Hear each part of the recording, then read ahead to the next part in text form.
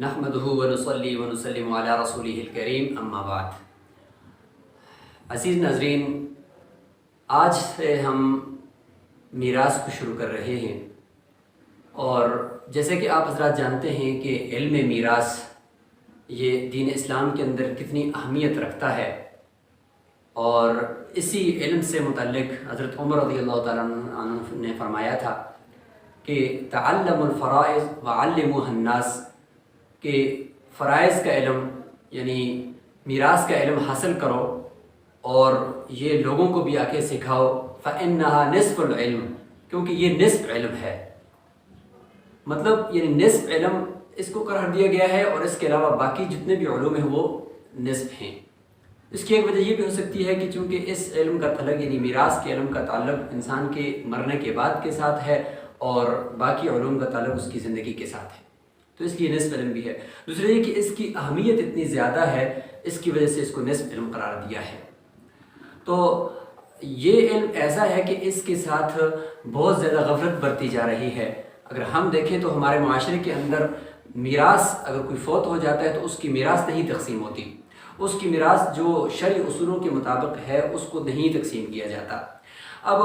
اگر اس کے کوئی کپڑے ہیں یا اس کی کوئی جائیداد ہے وہ ویسے ہی تقسیم کر دی جاتی ہے، یا یہ کہ اس کے کپڑے یا اس کے جوتے جس کے اوپر فٹ آ جائیں، جس کے اوپر پورے آ جائیں، اسی کو دے دیے جاتے ہیں۔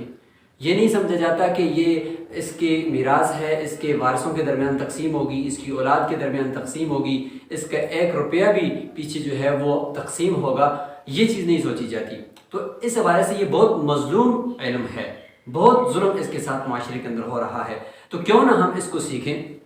سیکھنے کے بعد دنیا سے جانا تو ہے ہی، ہر ایک انسان نے فوت ہونا ہے، ہر ایک نے موت کا ذائقہ چکھنا ہے۔ اگر ہم اس فن کو سیکھیں، اس علم کو سیکھیں، اور اس کے سیکھنے کے بعد خود اپنی جو میراث ہے، اپنی جو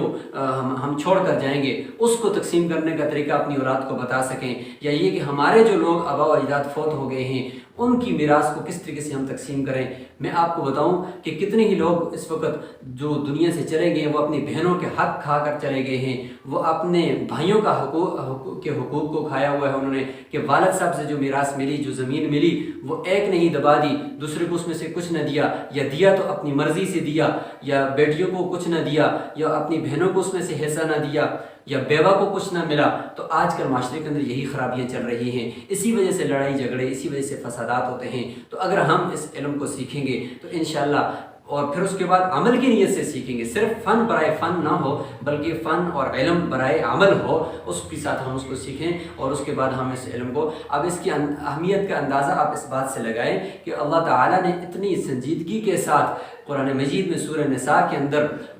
پورا ایک رکوع نازل فرمایا، اور اس کے علاوہ جگہ جگہ پر اللہ تعالیٰ نے اس میراث کا ذکر کیا ہے۔ فرمایا یوصیکم اللہ فی اولادکم، کہ اللہ تعالیٰ